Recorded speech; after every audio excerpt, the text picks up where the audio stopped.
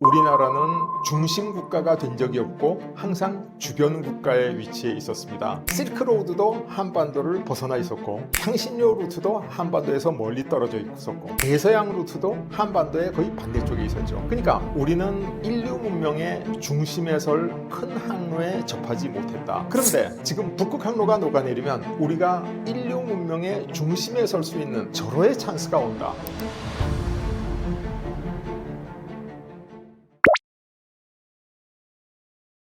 북극 항로 개통이 한국의 왜 기회인가? 이게 우리한테 굉장히 중요한 문제입니다. 근데 이것을 몇 가지 측면에서 말씀드릴 수 있는데, 첫 번째로 역사적인 측면에서 말씀드리면 우리나라는 중심 국가가 된 적이 없고 항상 주변 국가에 위치해 있었습니다. 왜냐하면 큰 항로가 한반도를 경유하지 않았기 때문에. 그러니까 실크로드도 한반도를 벗어나 있었고 향신료 루트도 한반도에서 멀리 떨어져 있었고 대서양 루트도 한반도의 거의 반대쪽에 있었죠. 그러니까 우리는 인류 문명의 중심에 설 큰 항로에 접하지 못했다. 그런데 지금 북극 항로가 녹아내리면 우리가 인류 문명의 중심에 설 수 있는 절호의 찬스가 온다. 이게 북극 항로 개통이 우리한테 미치는 가장 근본적인 좋은 영향, 기회인 이유다. 이렇게 말씀드릴 수가 있죠. 그 다음에 두 번째, 경제적으로 보면 초두에 제가 앞에 에피소드에서 말씀드린 것처럼 우리는 경제적으로 엄청난 위기를 겪고 있습니다. 우리나라 경제 위기의 본질을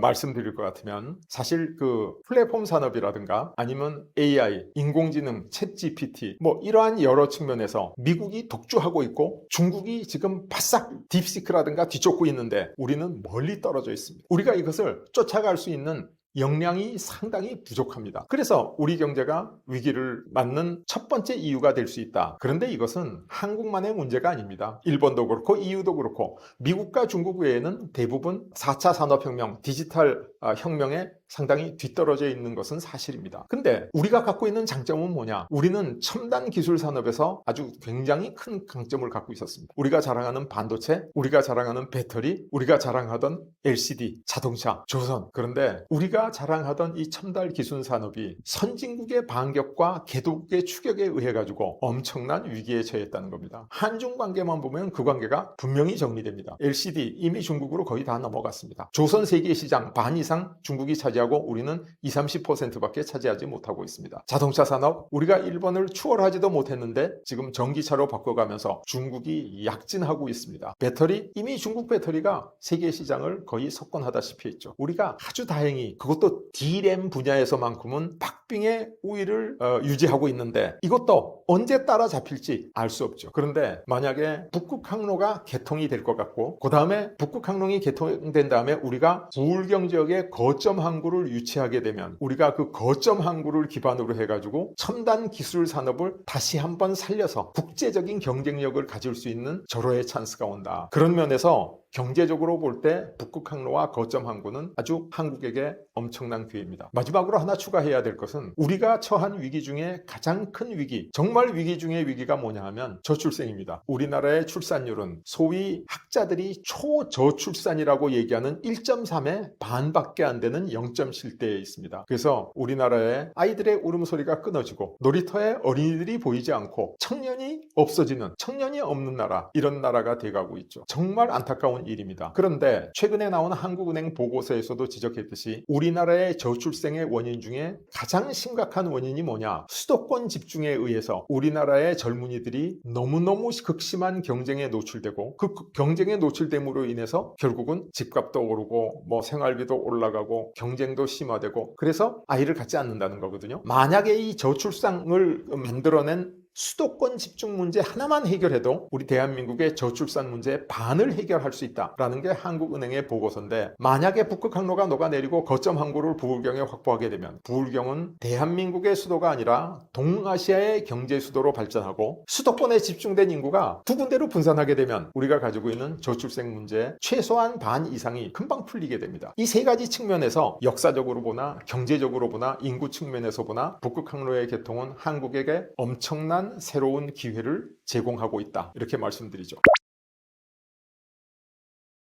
길을 가다 보면 어떤 편의점, 어떤 카페에는 사람들이 굉장히 많이 있습니다. 줄도 길게 늘어서 있어요. 조금 지나가서 보면 어떤 편의점, 어떤 카페에는 텅텅 비어 있어요. 왜 그런가? 사람들이 그것을 머무는 상권과 스쳐가는 상권 이렇게 이야기하더라고요. 그래서 북극 항로는 녹아내립니다. 이게 그 북극해를 지나가지고 베이링해를 거쳐서 이제 동해안으로 흘러서 그 다음에 남중국해를 거쳐서 스웨즈 운하 항로로 연결이 되죠. 이 북극 항로가 스웨즈 항로와 연결되는 그 지점에 우리 한국이 위치하고 있는데 우리가 머무는 상권이 되느냐 흘러가는 상권이 되느냐에 따라서 한국의 미래에는 북극 항로가 큰 도움이 될 수도 큰 도움이 되지 않을 수도 있습니다. 그런데 지금 우리 부산이 과연 북극 항로의 거점 항구를 확보할 수 있는 위치에 있는가? 꼭 그렇지 않습니다. 중국은 상해, 닝보, 선전 등등 이 북극 항로가 지나가는 동남 해안에 엄청나게 큰 거대 항구들을 많이 가지고 있습니다. 상해 하나만 해도 부산보다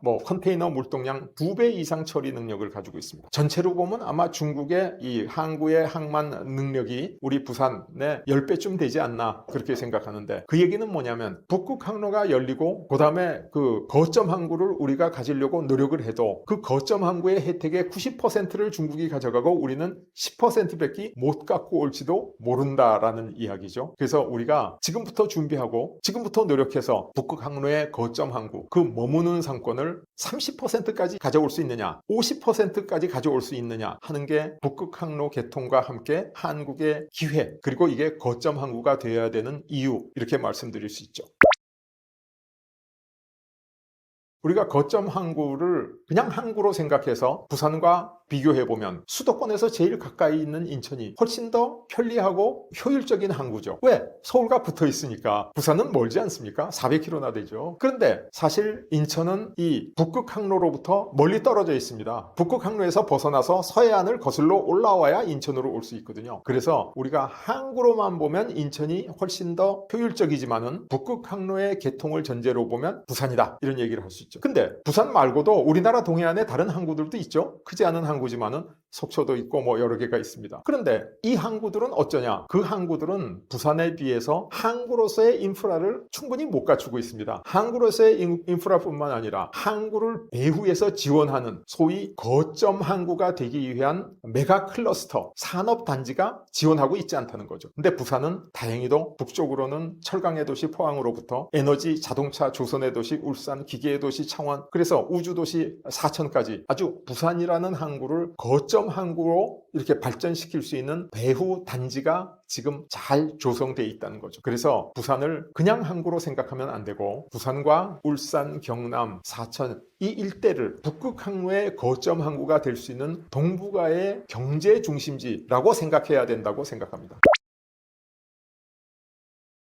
많은 분들이 북극 항로가 열리고 부울경의 거점 항구가 생기면 부산, 울산, 경남만 좋아지는 거 아닌가? 이렇게 생각하시는 분들도 있고 또 그렇게 생각하시는 게 절대로 이상한 건 아니죠. 시작은 그렇게 할 수밖에 없습니다. 그러나 만약 부울경에 북극 항로에 거점 항구가 생기고 그리고 이 대한해협에 수없이 많은 물량들이 와서 부산을 중심으로 환적되고 다시 제조되고 또다시 분배되고 이런 거점 항구의 기능이 활성화되면 마치 말라카 해협을 기반으로 싱가포르라는 금융중심 도시가 생긴 것처럼 부산 아니면 그 한려 수도 어디엔가 대한해협을 기반으로 해서 새로운 싱가포르와 같은 금융금심지가 생길 수 있습니다. 뿐만 아니라 대한민국 남해안에 지금 중국으로 넘어가서 쇠퇴하고 있는 홍콩, 마카오 같은 도시도 또 우리가 새로 포용할 수가 있어요. 그래서 북극 항로가 열리고 거점 항구가 생긴다는 것은 결국 뭘 의미하는 거냐? 부산, 울산, 경남이 발전하는 게 아니라 한반도 남단이 발전하고 한반도 남단이 발전하면 대한민국의 중부권, 동부권과 합쳐서 대한민국 전체가 균형 발전이 이루어진다는 겁니다. 그래서 결국은 한반도 전체가 이 세 개의 물류의 거점 항구 역할을 할 수 있게 된다라고 말씀드릴 수 있습니다.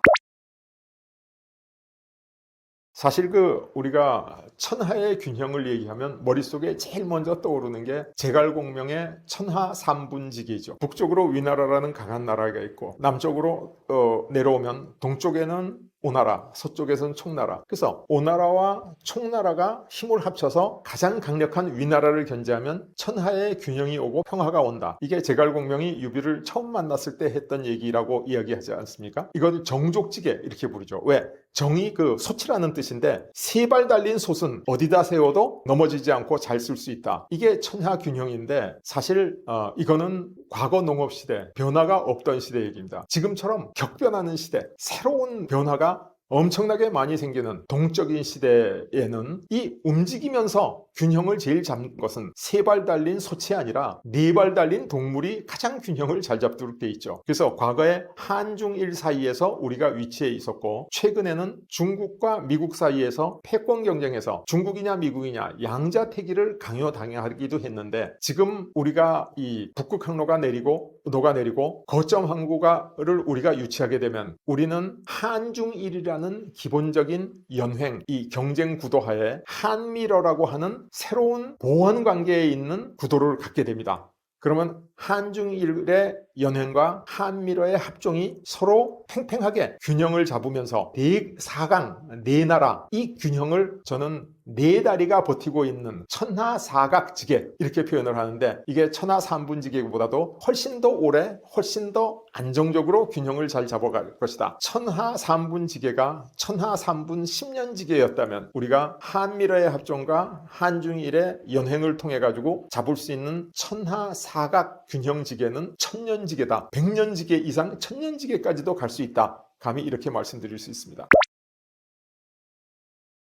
우리가 거점 항구를 유치하려면 어떻게 해야 되느냐? 빨리 서둘러야 됩니다. 빨리 서두르지 않으면 안 됩니다. 왜 빨리 서두르지 않으면 안 되냐? 지금 러시아가 동진하고 있는데 지금 러시아가 동진하는 주력 무기는 석유와 가스죠. 근데 만약 우리가 러시아하고 빨리 석유와 가스에 관한 협정을 맺지 않으면 어떻게 되냐? 러시아가 조금 주저되더라도 한국보다 덜 선호하더라도 중국하고라도 빨리 협정을 맺어가지고 석유와 가스의 장기 구매 협약을 체결하고 석유와 가스 자원을 더 개발함으로써 전후 벗어날 수밖에 없거든요. 또 일본하고도 그렇게 할 수 있습니다. 그래서 우리가 빨리 서둘러서 러시아와 관계를 돈독히 하고 러시아가 동진했을 때 우리가 없는 석유와 가스를 구매함으로써 러시아를 전후 대불황으로부터 벗어날 수 있는 그 역할을 서둘러야 됩니다. 빨리 하지 않으면 안 됩니다. 두 번째 이유는 우리가 거점 항구를 한번 갖게 되면 거점 항구는 점점 더 커지게 돼 있습니다. 강북 상권이 명동의 중심이 된 건 처음에 강북에 작은 상권이 명동에 생겼는데 그게 점점 커진 거거든요. 우리 강남 상권이 강남역을 중심으로 발전하는 것도 처음에는 그냥 강남역 사거리에 지나지 않았는데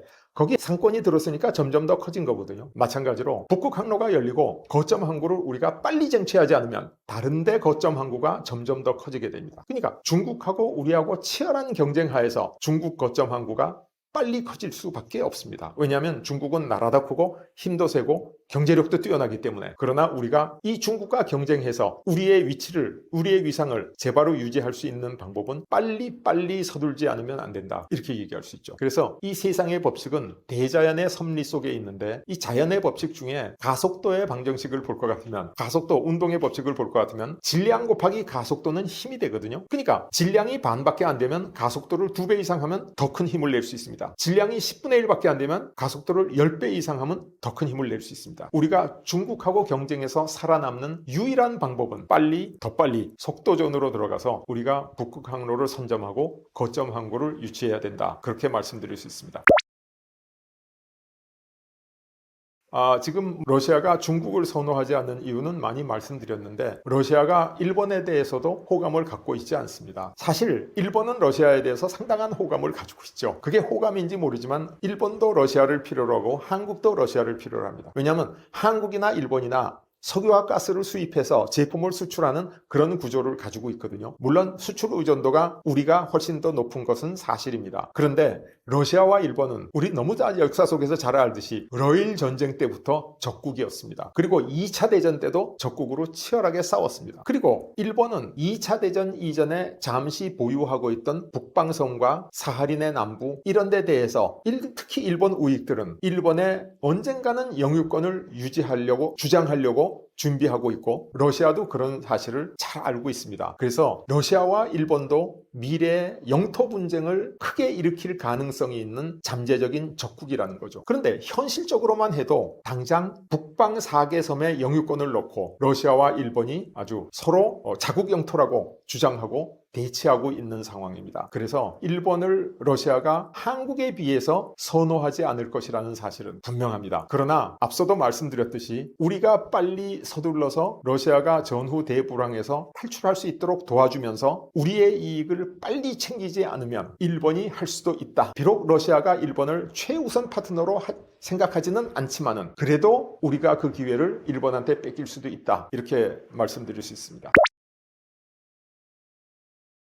지금 북극 항로가 녹아내리고 거점 항구를 확보하기 위해서 우리가 한미러의 합종을 해야 된다. 이렇게 제가 말씀드렸지 않습니까? 근데 한미러의 합종이 영원할 것인가? 꼭 그렇지는 않습니다. 왜 그러냐? 지금 우리가 미국하고 아무 문제가 없고 한미동맹을 강화해야 되고 또 러시아하고도 앞으로도 어떤 문제점이 생길 가능성도 굉장히 적습니다. 영토 분쟁도 없고 한러 관계는 경제 관계도 아니고 다 좋죠. 그런데 한번 과거를 돌이켜 볼 것 같으면 한때 미국이 일본의 경제적인 도전을 뿌리치려고 한 적이 있었죠. 그때가 언제냐면 동경도를 팔면 미국을 다 사고도 남는다 해서 일본의 경제력이 미국에 도전할 때 미국을 막 앞서려고 할 때입니다. 그때 미국이 플라자 합의로서 일본 경제를 압박했기 때문에 어떻게 되냐, 일본이 수출하던 자동차가 가격이 10,000불짜리가 20,000불이 됐습니다. 수출하던 반도체 가격이 2배가 됐습니다. 그 바람에 현대자동차와 삼성반도체가 오늘의 위상을 찾을 수 있었던 거죠. 그런데 일본이 미국에 대한 도전 의지가 완전히 꺾이고 나니까 일본이 한국보다 미국 입장에서 훨씬 더 가치 있는 파트너이기 때문이죠. 이것은 피할 수 없는 사실입니다. 그래서 미국의 일삼 전략도, 미국의 중국에 대한 압박도, 중국이 미국에 대한 도전 의지가 꺾이는 순간 미국 입장에서 볼 때는 중국이 한국보다 미국 국익에 훨씬 큰 도움이 되는 큰 파트너가 될 가능성이 농후합니다. 그래서 한미러의 합종이 영원하지 않을 수 있다. 이렇게 말씀드릴 수 있습니다. 이것이 한미러의 합종의 한계다.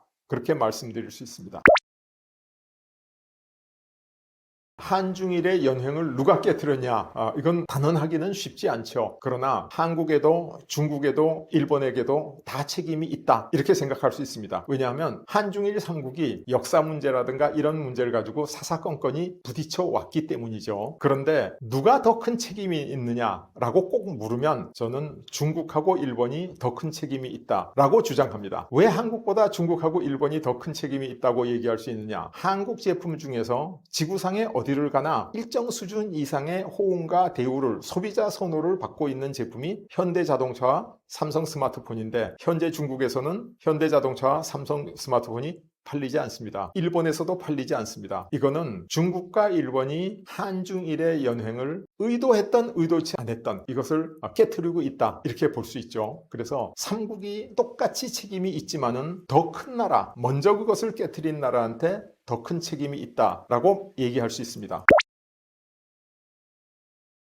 사실 한때 베세토라는 말이 유행하면서 베이징, 서울에서 일본이 생산하는 소재 부품 장비를 가지고 한국은 반도체 LCD 같은 중강 제품을 많이 생산하고 중국은 또 최종 제품을 많이 생산해서 한중일의 연횡이라고 얘기할 수 있는 이 협력이 아주 활성화된 적이 있었습니다. 그러나 그게 지금은 깨져버렸죠. 물론 사드 사태도 있었고 한일 간의 역사 분쟁도 있었고 여러 가지 이유로 그게 지금 원활하게 작동하지 않고 있는데 한미러라는 새로운 합종축이 생기면 일본도 중국도 이 사각구도 안에서 새로운 전략 방향을 모색하지 않을 수 없습니다. 한미러의 합종이라는 보완관계와 한중일의 연횡이라는 경쟁관계가 건전하게 서로 균형을 맞추면 이 한미러의 합종을 통해서 한중일의 연횡을 회복시킬 수 있다. 저는 그렇게 생각하고 있습니다.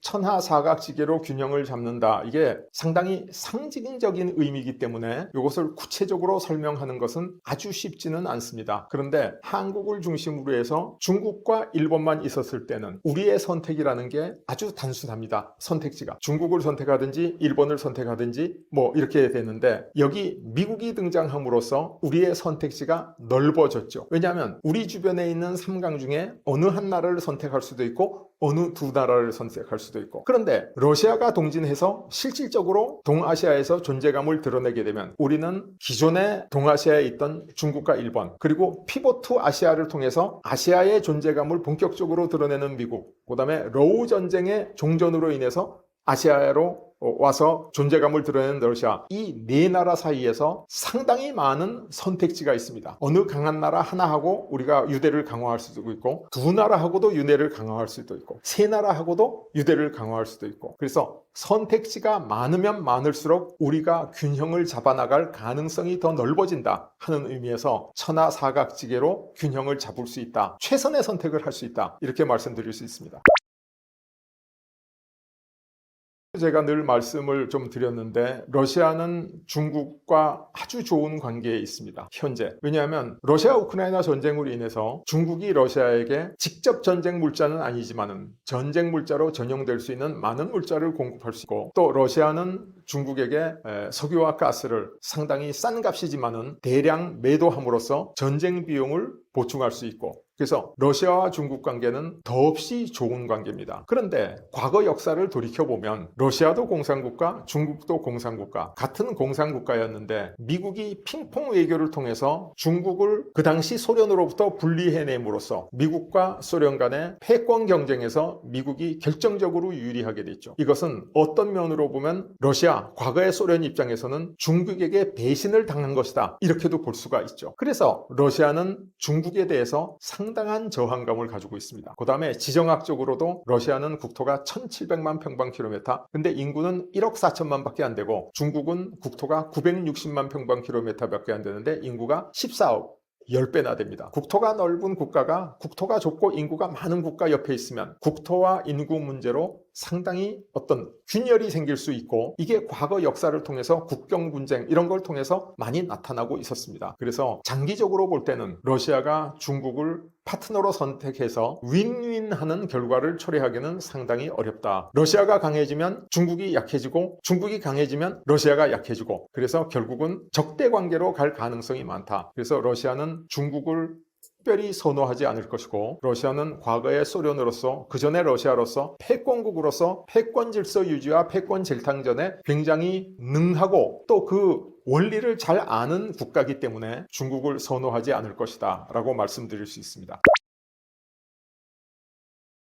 대한민국의 대북 전략 정말 어렵습니다. 우리가 남북한이 분단된 이래 한국 전쟁을 거치고 정말 어려운 관계를 지금 유지하고 있는데, 더구나 북한은 우리가 소위 얘기하는 김씨 왕조로서 실질적인 핵능력을 보유하고 있다 하는 게 천하에 다 알려진 사실이죠. 우리가 북한을 어떻게 처리를 해서 이 문제를 해결해야 될지 해결책이 사실 없습니다. 어떤 학자도, 어떤 전문가도 북한 문제는 이렇게 해결하면 됩니다, 북한은 이렇게 해결해가지고 우리가 한반도에 아주 영구적인 평화를 유지할 수 있습니다, 이런 정답을 갖고 있지를 못한 거죠. 그래서 제가 북한 얘기를 어디 설명할 때는 사람이 걸리는 암이나 병 중에서도 아직도 해결책이, 그러니까 병을 낫게 할 수 있는 방법이 발견되지 않는 난치병, 난치암도 있을 수 있다. 그런 경우에는 어떻게 해야 되느냐, 섣불리 문제를 해결하려고 달려들면 몸을 상해가지고 빨리 죽을 수도 있다. 그러니까 가장 중요한 것은 현상을 유지하면서 몸을 더 건강하게 해서 저항력을 높이고, 언젠가는 이 문제를 해결할 기회가 왔을 때, 해결하는 방법이 생겼을 때 이 문제를 아주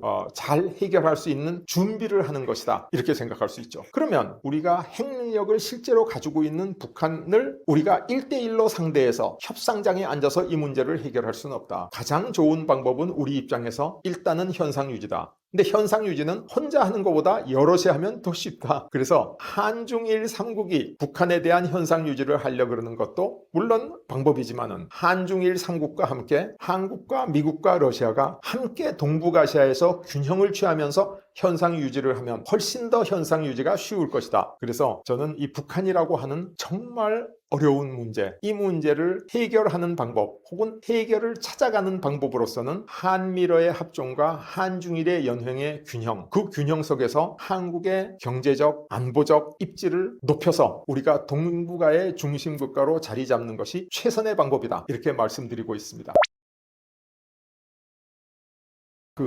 자원빈국이라는 한국의 태생적 한계를 얘기할 때 우리가 흔히 쓰는 표현이 석유 한 방울 나지 않는 나라 이렇게 이야기를 하죠. 그래서 과거 석유 위기가 터졌을 때, 에너지 위기가 터졌을 때 우리 경제가 상당히 심각한 위기에 봉착했었습니다. 그때 공장이 조업을 단축하고 학교도 수업을 단축하고, 그리고 낮에 경찰들이 불 켜 있는 집에 소등까지 시키는 그런 어려운 시절이 있었습니다. 그래서 우리나라 강남대로의 가장 중심 큰 길, 그게 원래 이름이 삼릉로였거든요. 근데 그것을 이란에서 석유를 수입하는데 좀 도움이 될까 해서 테헤란로로 바꾸기도 했습니다. 그래서 저는 테헤란로라는 이름이 과거 자원빈국 한국을 핥히고 지나간 석유 위기에 의한 상처다, 이렇게까지 가끔 얘기할 때가 있죠. 그런데 그 후에 우리가 중동으로부터 원활하게 석유를 수입하게 돼서 자원빈국의 태생적 한계를 벗어난 것처럼 보였습니다. 왜냐하면 중동으로부터 한국까지 오는 백길은 멀고 험한데 미국이 중동에서부터 석유를 수입하기 위해서 바닷길을 잘 지켜줬기 때문이죠. 그런데 최근에 미국에서 셰일 혁명이 일어나서 미국이 석유를 더 이상 중동에 의존하지 않게 됐습니다. 이제 석유를 수입하지 않고 또 수출까지 할 여력을 갖게 됐죠. 그랬더니 미국이 이제 우리가 중동에서부터 수입하는 석유 수입선을 꼭 지켜줘야 될 의무가 없어져 버린 셈이죠. 그래서 이걸 각자도생의 시대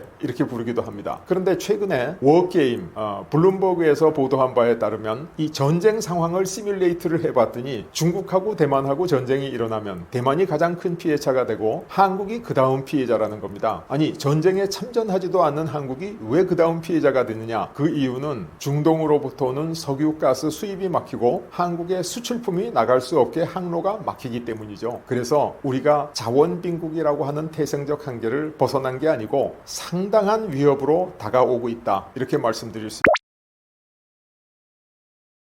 있습니다. 한반도가 타고난 지정학적 운명에 대해서 얘기하려면 좀 가슴 아픈 점이 있습니다. 우리가 좋은 운명을 축복이라고 부르고 나쁜 운명을 저주라고 부르죠. 그런데 우리는 연안국, 바다와 대륙에 면한 나라입니다. 그런데 연안국이라고 하는 것은 그 앞쪽에 있는 섬나라한테 침략받기가 굉장히 쉽습니다. 왜냐하면 섬나라는, 도서국은 해군이 강할 수밖에 없죠. 연안국은 육군도 많이 있어야 되고 해군도 있어야 되니까. 그래서 이 도서국, 해군이 강한 나라는 통상적으로 연안국을 침략했다가 안 되면 돌아가고, 또 침략했다가 안 되면 돌아가고. 그러나 연안국은 섬나라로 쳐들어갈 만큼 해군력을 갖기가 어렵죠. 거기다가 내륙에 있는 나라는 힘을 합쳐서 덩치가 커지고 힘이 세면 연안국 쪽으로 쳐내려오게 되어 있습니다. 그래서 우리가 모든 한국 사람이면 잊지 못하고 있는 임진왜란, 병자호란, 이런 외국의 침입을 많이 받았죠. 이게 왜 지정학적 저주냐? 우리만 그런 게 아니라 유럽에서 프랑스도 연안국으로서 프랑스보다 훨씬 작은 영국의 침략을 여러 번 받았습니다. 그리고 프랑스보다도 작은 독일 내륙국의 침략도 많이 받았죠. 그래서 독일도 주변에 오스트리아, 폴란드, 체코슬로바키아 이런 나라들을 병합해서 힘이 세지면 항상 연안국으로 쳐내려와서 보불전쟁, 세계 제1차 대전, 세계 2차 대전 침략을 받았죠. 그래서 우리가 한반도의 지정학적 위치는 연안국으로서 섬나라, 도서국과 내륙국의 침략을 받기가 굉장히 쉽다. 그런 어려운 힘든 운명을 타고났다 하는 점에서 지정학적 저주라고까지 표현할 수 있습니다. 골드만삭스 연구소는 국제적으로 엄청나게 큰 금융 연구소입니다. 그런데 최근 골드만삭스가 2075년에 세계 경제를 예측하는 가운데 한국 경제에 관한 보도는 우리나라가 2075년이 되면 GDP, 국가 총생산 측면에서 세계 24위가 된다는 겁니다. 우리가 현재 세계 10대 경제권을 자임하고 있는데 24위까지 떨어진다? 놀라운 얘기죠. 물론 골드만삭스가 처음은 아닙니다. 2013년도에 이미 맥켄지 한국 보고서에 의할 것 같으면 북핵보다도 경제가 더 큰 위기다. 그리고 이것을 일부 언론에서는 한국 경제는 냄비 속의 개구리처럼 서서히 죽어가고 있는데 그것도 알아차리지 못하고 있다. 이렇게 조롱하는, 비아냥거리는 기사도 있었습니다. 일부에서는 아니, 우리 한국이 그런 나라가 아닌데 어떻게 우리가 필리핀, 방글라데시, 베트남, 태국보다도 순위가 떨어지는 24위가 되지? 이렇게 반론을 제기하시는 분도 있는데 현실은 사실 그렇지 않습니다. 우리나라는 지난 30년간 경제 성장률이 대세 하락을 지속해왔고, 또 국민소득 2만 불에서 3만 불까지 가는데 독일하고 일본이 5년이 걸렸는데 우리는 무려 12년이나 걸렸습니다. 그래서 그래서 한국 경제가 침체하고 성장 속도가 느려지고 성장 동력을 잃어가고 있다고 하는 것은 객관적인 평가고 명백한 사실이다. 안타깝지만 그렇게 이야기할 수 있습니다. 우리 한국이 앞으로 어떻게 해야지 이런 경제적 위기, 안보적 위기, 이런 위기를 타개할 수 있는가 우리가 전략적으로 대응해야 됩니다. 국가전력, 그러면 여러분 너무나 잘 아시겠지만은 가장 기본이 원교 근공이죠. 멀리 있는 나라와는 친하게 지내서 동맹을 맺고 가까이 있는 나라와 다퉈서 경쟁에서 이기는 거죠. 과거에 땅을 두고 싸울 때 원교 근공이 지금 산업사회에 와가지고는 경쟁과 보완으로 바뀌었습니다. 우리나라하고 같은 상품을 가지고 시장에서 경쟁하는 나라, 이게 경쟁국가입니다. 경쟁에는 승자와 패자가 있기 마련이니까 이게 적대화되기가 십상입니다. 그러나 우리가 같은 상품을 생산하기 위해서 그 많은 생산 요소, 원료부터 소재, 부품, 장비, 그리고 기술 이런 것들을 서로 호환적으로 나누고 돕는 나라를 보완국이라 그러죠. 그런데 우리나라 입장에서 볼 것 같으면 우리와 경쟁하는 나라가 누구냐? 과거에 우리가 뒤쫓던 EU, 유럽 국가, 일본 이런 선진국들이었죠. 그리고 또 우리를 뒤에서 쫓아오는 중국과 개발도상국들이 우리의 경쟁 국가였습니다. 그래서 우리를 중심에 놓고 우리를 3군 국가 라고 표현하면 우리의 앞서 있는 EU와 일본 같은 나라는 2군 국가고 우리를 뒤쫓던 중국과 개발도상국은 4군 국가에 해당하는데 중국은 이미 우리를 앞서서 2군 국가에 진입해버렸죠. 이게 우리가 경쟁하는 나라입니다. 그러니까 근공의 대상인 나라죠. 그러면 우리는 어떻게 대응해야 하는가? 우리 앞선 2군 국가, 중국과 앞에서 경쟁하는 미국 1군 국가가 되겠죠. 그래서 1군 국가, 우리와 기술적으로 안보적으로 보완 관계에 있는 국가와 연대하는 게 소위 원교 근공 이론을 경쟁과 보완으로 응용한 겁니다. 그리고 우리를 뒤쫓는 개발도상국, 그 뒤에 원자재를 공급하는 나라들이 있습니다. 러시아, 남아메리카, 아프리카 일부 국가 이런 나라들이죠. 그래서 우리를 뒤쫓는 개발도상국, 산업화된 국가들을 4군 국가라고 부르면 러시아나 남미 국가들은 5군 국가에 해당하는 거죠. 그게 원교의 대상입니다. 그래서 현재 대한민국이 강소국으로서 필승 전략, 이 어려움을 헤쳐나가서 국제사회에서 우리의 위상을 제바로 지키는 방법은 저는 135 전략이다. 1군에 있는 미국과 우리 3군에 있는 한국이 5군에 있는 러시아와 협력하는 것이다. 그래서 이것을 135 전략이라고 부르기도 하고 한미러의 합종, 저는 이렇게 부르기도 합니다. 한국이 미국 트럼프에게 중요해졌을 뿐만 아니라 미국 트럼프는 또 한국에게 중요해졌습니다. 왜 그러냐 하면 미국이라는 나라는 세계 패권국이죠. 가장 앞서가는 1등국입니다. 근데 미국을 뒤쫓는 중국과 치열하게 헤게모니, 쟁탈전, 패권 경쟁을 하고 있죠. 그러면 미국의 전략은 뭐냐면 미국과 경쟁하려고 부상하는 중국을 포위하고 압박하고 제압하기 위해서 중국과 뒤에서 경쟁하고 있는 3군 국가와 연대하기를 원합니다. 그래서 미국 패권국의 패권 전략이 뭐냐면 저는 1+3 전략, 1군 국가 미국이 2군 국가를 견제하기 위해서 3군 국가와 연대한다, 이렇게 이야기를 하거든요. 그러니까 미국의 1.3 전략, 이게 미국의 패권 전략이라면 조금 전에 말씀드린 강소국 대한민국의 패권 전략 1.35 전략, 이 두 개가 마치 톱니바퀴처럼 딱 맞물려 있습니다. 그래서 한국이 트럼프에게 중요하고 또 미국 트럼프에게 한국이 중요해진 것입니다. 아주 중요한 질문이라고 생각됩니다. 우리가 지금 미국의 1.3 전략과 한국의 1.35 전략이 맞물리고 이 맞물린 상태, 이 효율을 극대화하기 위해서는 우리가 한미동맹을 강화해야 됩니다. 근데 한미동맹만 강화해서 우리가 충분히 그 대가를 얻을 수 있느냐? 그렇지는 않습니다. 지금 러시아 우크라이나 전쟁이 끝나고 유럽과 적대 관계 때문에 동쪽으로 우군을 구할 수밖에 없고 동진하고 있는 러시아와 연대하기 위해서 소위 한미러의 합종으로 발전시켜야 됩니다. 그래서 우리가 가장 급하게 해야 될 것은 한국과 미국과 러시아, 이 경제적 보완 관계에 있는 세 나라의 연대를 공고히 함으로써 우리가 새로운 패권 질서에서 우리 위상을 제바로 찾을 수 있다, 이렇게 말씀드릴 수 있죠. 근데 이거는 미국이 원하는 것이고 러시아가 원하는 것이고 또 한미러 3국의 이익이 윈윈윈 하면서 공존할 수 있는 것이기 때문에 우리가 한미러의 합종을 1.35 전략을 대한민국의 필승 전략으로서 추진해야 됩니다.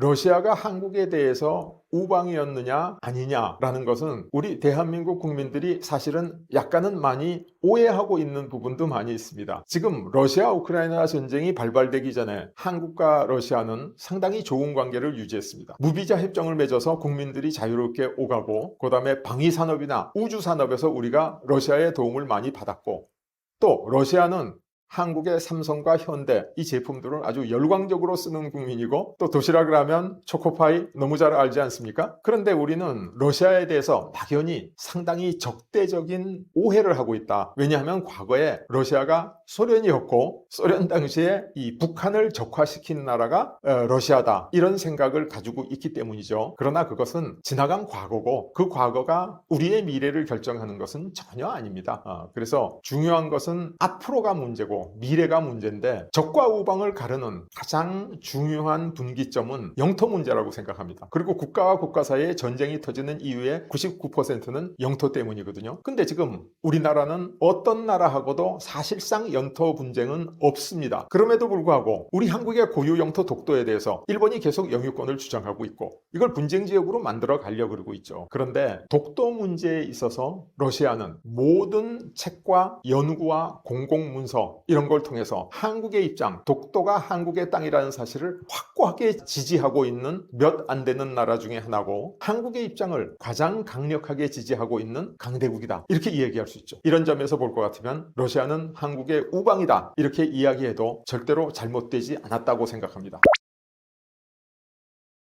러시아가 한국을 선호하는 듯한 여러 가지 제스처, 이런 현상을 저희가 볼 수 있습니다. 러시아가 과연 한국을 좋아하는가? 그런데 국가와 국가 간에는 개인과 개인처럼 좋아하고 싫어하는 정이 꼭 있는 건 아닙니다. 그래서 국가는, 특히 강대국은 국익 차원에서 외교를 전개합니다. 그래서 러시아가 한국을 상대적으로 좋아하는 이유는 동북아 3국 사이에서 중국은 인구가 러시아의 10배나 되고 국토는 러시아보다 훨씬 작고, 그래서 언젠가는 중국 사람들이 러시아로 다 들어와서 러시아 땅이 중국에 의해서 잠식되지 않을까, 이런 잠재적인 위협을 느끼고 있습니다. 게다가 중국하고 러시아는 국경이 굉장히 길게 접해 있어서 국경 분쟁이 많이 있었죠. 한때는 우스리강 유역에서 무력 충돌도 실제로 있었고, 한때는 핵전쟁 직전까지 갔다, 이렇게까지 사람들이 이야기하고 있습니다. 거기다가 중국은 영국으로부터 홍콩을 돌려받았죠. 그런데 아편전쟁 때 러시아한테 할양한 연해주, 이건 돌려받지 못하고 있죠. 물론 국제법상 이걸 꼭 돌려받아야 되는지 안 되는지는 법리의 문제이기 때문에 제가 이 자리에서 얘기하기는 어렵지만은, 많은 중국 사람들이 연해주를 돌려받아야 된다는 주장을 하고 있는 것도 사실이고, 이러한 사실을 러시아 사람도 잘 알고 있는 것도 사실입니다. 그래서 이러한 영토 문제, 이런 잠재적인 문제 때문에 지금 러시아 우크라이나 전쟁으로 상당히 밀착하고 있는 러중 관계가 앞으로는 굉장히 적대적으로 변할 가능성이 농후하다, 이렇게 이야기할 수 있죠. 그렇다면 그런 면에서 러시아는 한국은 아주 좋은 파트너죠. 그래서 한국은 러시아와 모든 경제적인 면에서 보완 관계에 있습니다. 러시아가 있는 건 한국이 없고, 한국이 있는 것은 러시아가 없고, 그래서 러시아의 국익에 한국이 도움이 된다는 게 한 가지 이유고, 또 한 가지 이유는 한국은 남북한 인구를 다 합쳐서 7천여만 밖에 되지 않습니다. 그래서 한국이 아무리 강력한 국가로 거듭나더라도 인구 1억 4천만, 그 2배나 되는 러시아가 한국을 잠재적인 위협으로 느끼지 않습니다. 그래서 러시아가 한국을 선호하는 것이다, 이렇게 말씀드릴 수 있습니다.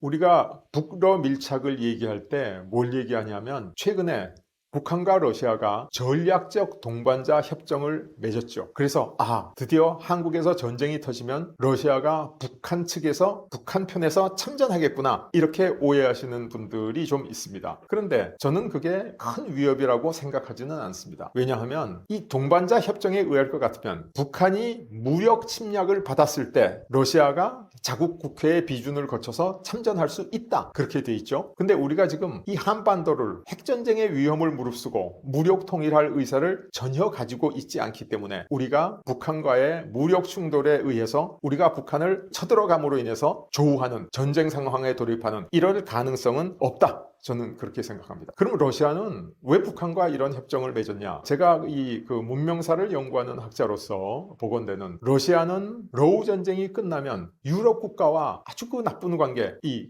척진 관계가 앞으로 당분간 상당 기간 유지될 겁니다. 왜냐하면 수많은 사람이 죽었고 형제자매가 죽었지 않습니까? 그러니까 빨리 관계 개선이 어렵죠. 그러면 러시아가 이 동쪽으로 이렇게 와야 되는데 동쪽으로 오기 위해서는 북극 항로를 통해서 동진할 수밖에 없습니다. 근데 북극 항로가 베링해에서부터 캄차카 반도 남단을 거쳐가지고 한반도 쪽 대한해협으로 내려오고 있는데 만약에 우리 북한의 동해안에 항구 여기에 외부 세력이 군항을 건설하든가 이런 실질적인 안보 위협으로 다가올 경우에는 러시아가 전후 생명선처럼 생각하고 있는 북극 항로에 아주 상당한 위협이 될 수 있습니다. 그래서 러시아가 북한하고 전략적 동반자 협정을 맺은 이유는 러시아가 동진하는 데 필요한 북극 항로를 사수하겠다는 의지라고 저는 생각하고 있습니다. 그러나 북극 항로를 중심으로 해서 한국은 러시아의 협력 대상국이고 북한 그 자체는 러시아에게 위협이 전혀 되지 않기 때문에 저는 북러 밀착이 우리한테 위협이 되지 않는다 이렇게 확신할 수 있죠. 이건 어디서도 알 수 있냐? 푸틴이 그 북한을 방문했지 않습니까?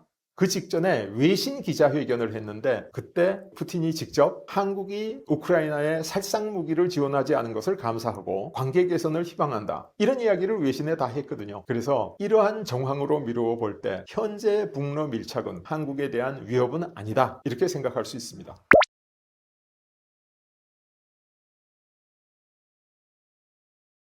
푸틴의 유라시아 전략은 한마디로 말해서 동쪽으로 오는 거죠. 과거에도 동쪽으로 올 생각을 했습니다. 그러나 이제는 동쪽으로 오지 않을 수 없는 입장에 처했죠. 왜? 우크라이나 전쟁 때문에. 그래서 이 푸틴의 유라시아 전략에 있어서 한국의 역할은 과거에는 선택이었지만은 지금은 필수가 됐다 이렇게까지 표현할 수 있습니다. 그래서 우리의 역할은 뭐냐? 미국과 러시아 사이에서 한미러의 합종을 통해 가지고 그 미국과 러시아의 협력 관계를 우리가 경제적으로 한 단계 격상시켜 줄 수 있는 위치에 있다. 그렇게 말씀드릴 수 있죠. 그래서 푸틴의 유라시아 전략에 있어서 한국의 역할을 얘기하려면 한국을 위해서 푸틴의 유라시아 전략은 또 어떤 의미를 갖는가 이렇게 역으로도 생각해 볼 수 있죠. 근데 푸틴이 동진함으로써 한미러의 합종이 이루어지면 저는 한국과 중국과 일본 사이에 건전한 경쟁 관계가 유지되는 데도 도움이 된다 그렇게 생각합니다. 그래서 한중일이라고 하는